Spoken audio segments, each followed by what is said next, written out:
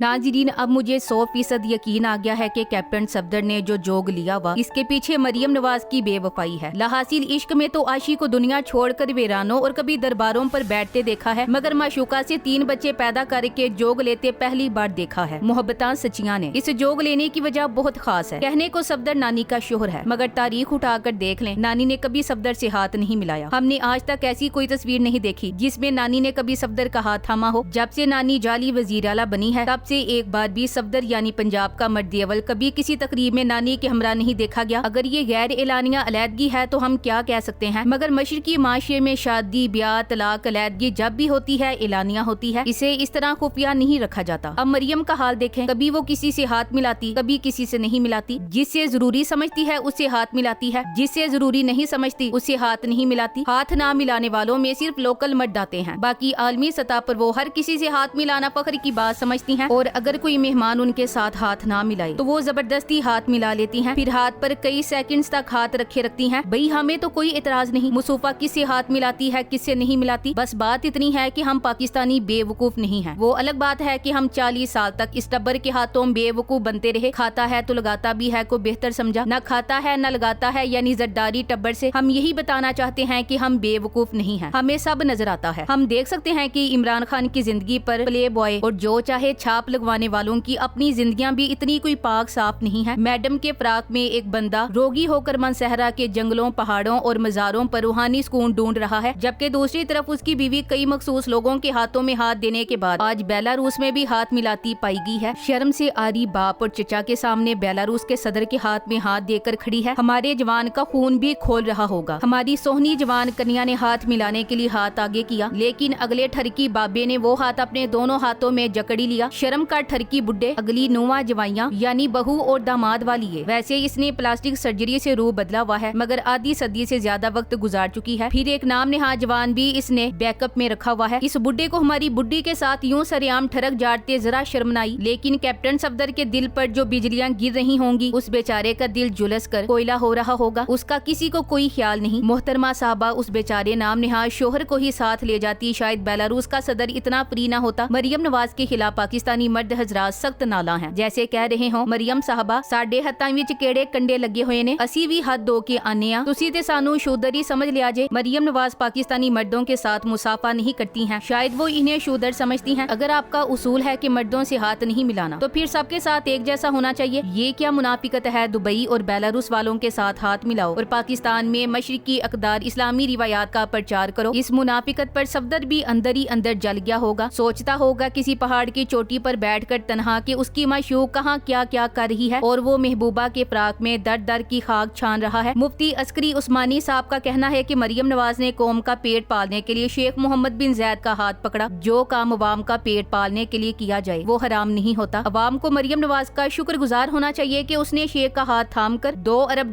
का कर्जा मुआफ करवा लिया। आले शरीफ और आले जरदारी से नौजवान नस्ल नफरत करती है तो इसकी एक वजह यह है कि इनके यहाँ जमहूरी मिजाज नहीं। इन्होंने अपनी पार्टियों को फैमिली बिजनेस बनाया हुआ है। बेलारूस नामी किसी गुमनाम मुल्क का दौरा है। आले शरीफ पूरे खानदान को जहाज में डालकर पहुंच गया। हफ्ता पहले बरतानिया से बैंक डिफॉल्ट होने वाला आले शरीफ का चश्मो चिराग बबलू भी वफ्द में है। मरियम अपनी दूसरी बेटी को कौम से छुपाती है, उधर ही साफशोर बेटी को भी लेकर पहुंच गई है। ये अयाशियां कौम के पैसों पर हो रही हैं। खबर ये है कि बेलारूस का बदनामी जमाना सदर, जिसे यूरोप का आखिरी डिक्टेटर भी कहा जाता है, उसे मिलने पाकिस्तान से 2 बेचारे अपनी बच्ची भी साथ लेकर गए हैं। किसी भी मुल्क से चाहे वो छोटा हो या बड़ा, उससे ताल्लुकात किसी मकसद, गरज या मफाद पर मबनी होते हैं। अब खुदा जाने मुल्क का जाली वजीर आजम शहबाज शरीफ, उसका भाई और उसकी बेटी जो एक बड़े सूबे की जाली वजीर आला कहलाती है, तीनों खानदान के अहम लोग सरकारी दौरे पर बेलारूस पहुंचकर मुल्क के लिए क्या अहम फैसला करेंगे, ये वक्त बताएगा। आया कि इस दोस्ती का ताल्लुक जाती नुयत का है या मुल्क से है या ईद मिलने मरियम नवाज वहाँ पहुंची है, ये खबरें आना अभी बाकी हैं। ऐसा न हो कि मुस्तकबिल में मरियम ये बयान देती हुई पाई जाए कि मेरी लंदन पाकिस्तान तो क्या बेलारूस में भी कोई कारोबार और जायदाद नहीं है। आज वजीर आजम के बेलारूस के सरकारी दौरे में वजीर आजम के हमरा सिर्फ पंजाब की वजीर आला ही क्यों, बाकी सूबों के वज़ीर आला क्यों नहीं गए। नवाज शरीफ और शहबाज शरीफ में लीडरशिप की कुर्सी पर जंग बरकरार है। आज वजीर आजम शहबाज शरीफ 2 रोजा सरकारी दौरे पर बेलारूस पहुंचे तो उनके हमरा वजीर आला पंजाब मरियम नवाज और नवाज शरीफ भी थे। अब सवाल ये है कि क्या बाकी 3 सूबे पाकिस्तान का हिस्सा नहीं है। जब मादनियात और दीगर वसाइल पर कब्जा करना हो या मुल्क की आइन पर शबखुन मारना हो तो पाकिस्तान के दीगर सूबों के वज़ीर आला को डंडे के जोर पर भेड़ बकरियों की तरह